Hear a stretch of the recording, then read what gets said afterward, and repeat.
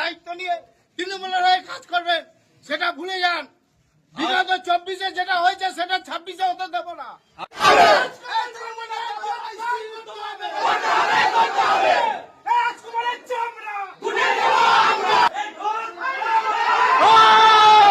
দেখছেন আদর্শ তিতুমির পত্রিকার সঙ্গে রয়েছি আমি ধৃতরাষ্ট্র। আজকে আপনাদের দেখাবো শক্তের ভক্ত নরমের জম। নাদনঘাট থানার আইসি বিশ্ববন্ধু চট্টরাজ। নাদনঘাট থানার আইসি থাকার আগে উনি ঘোলা পুলিশ স্টেশনে মানে ব্যারাকপুর পুলিশ কমিশনারেটের ঘোলা থানার আইসি ছিলেন। এবং আমরা কেন বললাম শক্তের ভক্ত নরমের জম, আপনাদের এর আগে আমরা অনেক ভিডিও দেখিয়েছি। দেখবেন যে সরাসরি মানুষকে বলছেন আইন বেশি বোঝেন, যান চলে যান কোর্টে গিয়ে আমার বিরুদ্ধে অভিযোগ করুন, এসপিকে অভিযোগ করুন, এরকম করতে দেখেছেন। তার চেয়ে একটা ভিডিও আমরা দেখাচ্ছি যেখানটায় দেখুন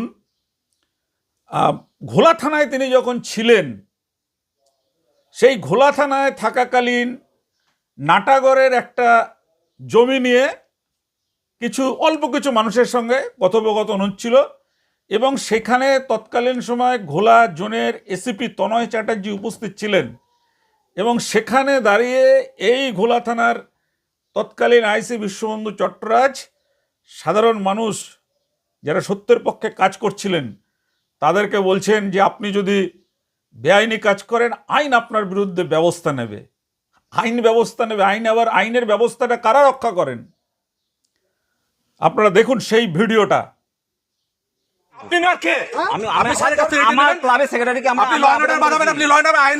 ব্যবস্থা নেবে, আপনি আইন শৃঙ্খলা পরিস্থিতি তৈরি করছেন, আইন আপনার বিরুদ্ধে ব্যবস্থা নেবে, এটা আপনাকে বলে দিয়ে গেলাম। এখানে আপনি আইন শৃঙ্খলা ভাঙুন, যদি আইন আপনার বিরুদ্ধে ব্যবস্থা নেবে আইনগত ভাবে। আইন আপনার বিরুদ্ধে ব্যবস্থা নেবে, আপনি আইন শৃঙ্খলা পরিস্থিতি তৈরি করছেন, আইন আপনার বিরুদ্ধে ব্যবস্থা নেবে, এটা আপনাকে বলে দিয়ে গেলাম। এখানে আপনি আইন শৃঙ্খলা ভাঙুন, যদি আইন আপনার বিরুদ্ধে ব্যবস্থা নেবে আইনগত ভাবে। না না আমাদের দরকার নেই তো, বলছে যে ঠিক আছে আমরা মেনে নিলাম, তো আইনেই যাবো। দেখলেন, এইটা হয়ে গেল হচ্ছে নরমের জম। এইবার আমরা দেখাচ্ছি শক্তের ভক্ত। শক্তের ভক্ত কি নাদনঘাট থানায় থেকে তো আপনারা দেখেছেন অনেক নিরীহ মানুষকে, সমাজকর্মী সরস্বতী দোসাদ, স্বপন কুমার বসাক, তারপরে শান্তনুবাবু, এরকম অনেককে মিথ্যা কেস দিয়েছেন থানা ভাঙচুরের। আজকে আমরা দেখাবো যে উনি কিভাবে মানে শক্তের কাজে ভক্ত হন আর নরমের কাছে জম হয়ে যান। এই বিজেপির আপনার যে নাদনঘাট 5 নম্বর মণ্ডল আছেন, সেই মণ্ডলের সভাপতিকে শাসক দলের লোক মারধর করেছিল বলে তারা কিন্তু থানা ঘেরাও করে। নাদনঘাট থানার একেবারে গেট যেটা মূল ফটক, সেই গেটের সামনে কিন্তু একেবারে খুব স্লোগান ঝান্ডা টান্ডা উড়িয়ে মানে একেবারে কিন্তু তারা বোঝা যাচ্ছে যে আইনটা একেবারে হাতে তুলে নিয়েছে। তো আইনটা এখানে হাতে তুলে নেওয়ার পরে এই আইনের রক্ষক যে বিভিন্ন মানুষের নামে মিথ্যা কেস করে, সেই আইসি বিশ্ববন্ধু চট্টরাজ কোথায় গেলেন? সেইখান থেকেই সরাসরি বিজেপি কর্মী একেবারে বলছে যে এই সমস্ত যে বেআইনি কাজ চলছে এগুলো সব করছেন আইসি বিশ্ববন্ধু চট্টরাজ, আমাদের কথা নয়। কিন্তু বিজেপির বিক্ষোভে এই ছবিটা দেখা যাচ্ছে যে তাদের যে মণ্ডল সভাপতি অজয় প্রামাণিক, তার উপরে আক্রমণ হয়েছিল এবং আক্রমণ হওয়ার পরে তারপর যখন তারা থানা ঘেরাও করে অন্য পুলিশদের দেখা যাচ্ছে ভিডিওতে। আপনাদের ভিডিওটা দেখলে একেবারে পরিষ্কার হয়ে যাবে। আসুন আমরা সেই ভিডিওটা আপনাদেরকে দেখাই যেখানে একেবারে শক্তের ভক্ত হয়ে গেলেন এই নাদনঘাটের বিশ্ববন্ধু চট্টরাজ। দেখুন। দায়িত্ব নিয়ে তৃণমূলের হয়ে কাজ করবেন সেটা ভুলে যান। বিগত 24-এ যেটা হয়েছে সেটা 26-এ হতে দেব না।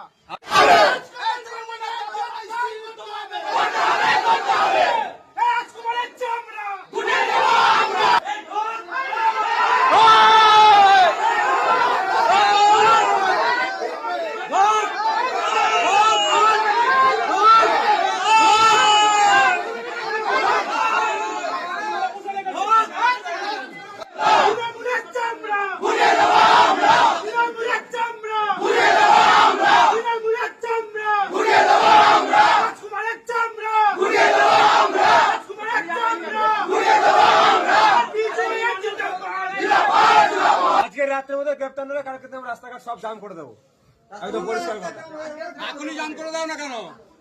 এখনই জাম করে দাও, এখনই অবরোধ করে দাও একটা। নাদনঘাট করে অবরোধ করো।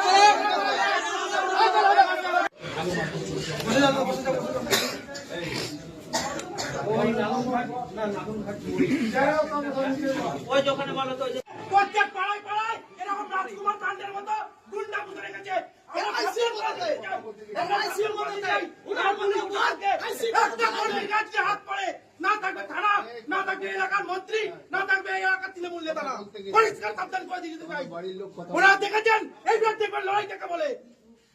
থানায় আমরা আইনের ঊর্ধ্বে নই, আমরা ভারতীয় জনতা পার্টি করি। আমরা ওসির সাথে কথা হলো, উনি বলেছেন অভিযোগ দায়ের করতে, যথাযথ ব্যবস্থা অবশ্যই নেবেন। আমরা ওনার উত্তরের অপেক্ষায় থাকব, তারপরে আমরা আমাদের মতো সিদ্ধান্ত নেব। আমরা এই অন্যায় মানব না। আমরা বিরোধী দল করি মানে এটা নয় যে আমরা রাস্তায় বসে বৈঠক করতে পারবো না, রাস্তায় চাইপে চর্চা করতে পারবো না, আমরা বুথ বৈঠক করতে পারবো না, এটা তো হতে পারে না। আপনারা দেখলেন তো যে কোথাও তার দর্শন পাওয়া গেল না। ওই তার যে থানার যে মূল ফটক, সেখানে দুই একজন অন্য পুলিশ কর্মীরা তারা সামাল দেওয়ার চেষ্টা করছেন, আর বিশ্ববন্ধুবাবু কিন্তু তার ঘরে গিয়ে বসে আছেন। যে বিশ্ববন্ধুবাবু এত বড় আইনজ্ঞ, আইন জানেন, তিনি কথায় কথায় সাধারণ মানুষের কিছু হলে বলে কিভাবে সাধারণ মানুষকে ফাঁসানো হবে, তার নীল নকশা করেন। কিন্তু এই থানার ভেতরে ঢুকে যখন প্রতিবাদ আন্দোলন চলছে, তখন কোথায় গেলেন থানার আইসি? তখন তো তিনি বেরিয়ে বললেন না যে আপনারা আইন ভাঙলে আপনাদের বিরুদ্ধে ব্যবস্থা নেওয়া হবে, বলতে পারলেন না। এরকমই এই ঘোলা থানায় যখন ছিলেন, ব্যারাকপুরের একজন আইনজীবী থানাতে এসেছিলেন কোনো একটা কাজে। সেইখানে থানাতে ওই আইসির নির্দেশে সাব ইন্সপেক্টর সন্দীপন গুহ আইনজীবীর সাথে গিয়ে আইনজীবীকে বলেছিলেন এখান থেকে চলে যান। যথারীতি আইনজীবী গিয়ে ব্যারাকপুর কোর্টে তাদের বার অ্যাসোসিয়েশন বা যা সংগঠন আছে তাকে জানায়। জানানোর পরে সেখানকার যিনি বিচারপতি আছেন, অ্যাডিশনাল চিফ জুডিশিয়াল ম্যাজিস্ট্রেট, তিনি সন্দীপন গুহকে ডেকে পাঠান কোর্টে। এবং সেখানে কোর্টে যখন তাকে ডেকে পাঠান, তার সঙ্গে এই তৎকালীন আইসি বিশ্ববন্ধু চট্টরাজও গেছিলেন। এবার যাওয়ার পরে যখন আইনজীবীরা সব অভিযোগ করেন, তখন সন্দীপন গুহকে বিচারক কাস্টডিতে নেন। আর বিচারক যখন কাস্টডিতে নেন সন্দীপন গুহকে, তখন এই থানায় যে আইসি ছিলেন বিশ্ববন্ধু চট্টরাজ, তিনি কিন্তু পালিয়ে যান ওই কোর্ট থেকে। পালিয়ে গিয়ে একেবারে যে ব্যারাকপুর চিড়িয়ামোড় ওইখানে গিয়ে তিনি থাকেন। আর এই নিরীহ নিরপরাধ সন্দীপন গুহ, যার কথা কার্যকর করতে গেলেন, তাকে সারা বিকেল পর্যন্ত ওই আপনার জেলে যে হাজত থাকে সেই হাজতে থাকতে হলো। অবশেষে সেই আইনজীবীর কাছে মানে যে আমার ভুল হয়ে গেছে এরকম বলে তারপর তিনি মুক্তি পেলেন। কিন্তু বিশ্ববন্ধু চট্টরাজ কিন্তু একেবারে সামনেই আসলেন না। অথচ দেখুন যে কিভাবে তিনি গরিব মানুষের ওপরে, ওলা চালকের ড্রাইভারের ওপরে কিভাবে পক্সো কেস দিয়ে তারপর তাদেরকে জেল খাটালেন।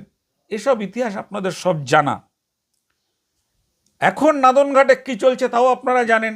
কোথায় কোথায় কোন কোন হোটেলের মধ্যে দিনে দুপুরে মদ বিক্রি হচ্ছে, কোথায় কোথায় জুয়া খেলা হচ্ছে, এগুলো সবই আমরা প্রকাশ করেছি। ঠিক আছে, আমরা আজকের ঘটনাটা প্রকাশ করতে চাই, প্রচার করতে চাই এই কারণেই যে আইসি নিজেকে পশ্চিমবাংলার একেবারে বীর আইসি হিসাবে নিজেকে প্রমাণ করতে চান। আর প্রমাণ করতে চান বলেই সাধারণ মানুষ থানায় গেলে তাদেরকে বলেন থানা ভাঙচুর করেছে, তাদের নামে কেস দিয়ে দেন। কিন্তু এই যে বিজেপির যে তুমুল বিক্ষোভ এবং বিজেপির সব লোকেরা যে থানার গেটের মধ্যে ঢুকে গেছেন এবং ওখানে দাঁড়িয়ে বিশ্ববন্ধুকে সরাসরি চ্যালেঞ্জ দিচ্ছেন যে বিশ্ববন্ধু চট্টরাজ সব কিছুর জন্য দায়ী, তখন কিন্তু বিশ্ববন্ধু চট্টরাজকে খুঁজে পাওয়া গেল না। আমরা এই ঘটনাটাই রাজ্য পুলিশের ডিজি, পূর্ব বর্ধমান জেলার এসপি সকলের কাছে আমরা এই ঘটনাটা তুলে ধরতে চাই, সাধারণ মানুষের কাছে, যে একজন পুলিশ ইন্সপেক্টর তার আচরণ হবে সবার সঙ্গে সমান আইনি অধিকার পাইয়ে দেওয়া। সেখানে তিনি দেখবেন যে যারা একটু নরম তাদেরকে মিথ্যা কেসে ফাঁসাবেন, তাদেরকে হুমকি দেবেন, আর যেখানে দেখবেন একটু ভিড়ভাট্টা আছে সেখানে নিজে সামনেই আসবে না, তাহলে এটাকে কি বলা যাবে? আপনারাই দেখুন, আমরা আর খবর বেশি বড় করতে চাই না, ইতিমধ্যেই আপনারা জেনেছেন, দেখেছেন। আমাদের এখানে শুধু একটাই প্রশ্ন, যে রাজ্য পুলিশ এর যিনি ডিজি আছে বা স্বরাষ্ট্রমন্ত্রী, আমাদের রাজ্যের মুখ্যমন্ত্রী যিনি আছেন, তিনি কি এখনো জানতে পারেননি যে এই বিশ্ববন্ধু চট্টরাজ যে থানায় আগে ছিলেন সেই সব জায়গায় তার ট্র্যাক রেকর্ড কি রয়েছে তার নজরে আসেনি? অনেক মানুষ তো মুখ্যমন্ত্রীর দপ্তরে অভিযোগ করেছে, তো কিভাবে সেই অভিযোগগুলোকে উনি ধামাচাপা দিচ্ছেন? আপনাদের মনে আছে নাদনঘাটে একজন সিআরপিএফ জওয়ান প্রাক্তন, তাকে ধরে নিয়ে কিভাবে তাকে পিটিয়ে মাথা ফাটিয়ে দেওয়া হয়েছিল, কিভাবে তার পাছার মধ্যে দিয়ে লাঠি ঢুকিয়ে দেওয়া হয়েছিল?